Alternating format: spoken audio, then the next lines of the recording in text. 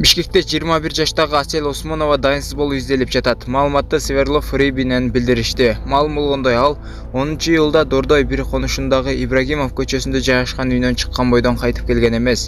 Өзгөчө белгилери бою 160-165 см, көзү кара, чачы кара, узундугу белине чейин, бетинин сол тарабында меңи бар. Мезгилге жараша кийинген.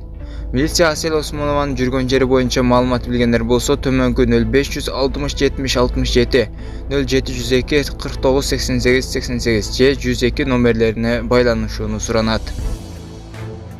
Видеого лайк басып, жана каналыбыздагы эң туура жазуучуларыбыздын катарына кошулуп, подписаться деген кнопканы басып, жандагы коңгурочону да баса кетиңиздер.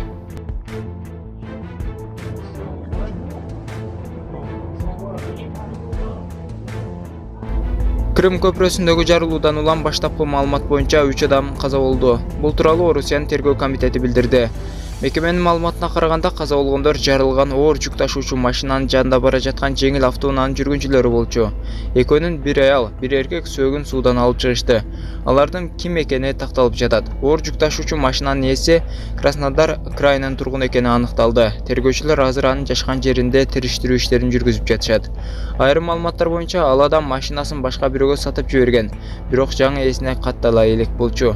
Машинаны көпүрөгө кирер алдында текшерген жол коопсуздук камсыздоо кызматкерлери айдоочу эч кандай шек жаратпаганын, документтери баары жайында болгонун, унааны рентген аркылуу текшерүү болбогонун айтып беришкени да кабарланууда. Орусия 2014-жылы аннексиялап алган Крым жарым аралындагы Керчь аймагында жайгашкан көпүрөдө 8 октябрда жарылуу болду. Орусия көпүрөдө оор жүк ташуучу машина жарылганын, натыйжада поезддеги мунай куюлган 7 цистерна өрттөнгөнүн билдирди. Көпүрө айрым жеринен талкаланган.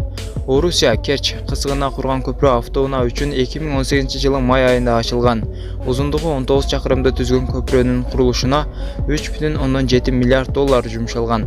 Расмий Киев Москванын бул долбоорун сынга алган. Европа биримдиги Орусия менен Крымдын ортосундагы көпүрөнү курган компанияларга санкция салган.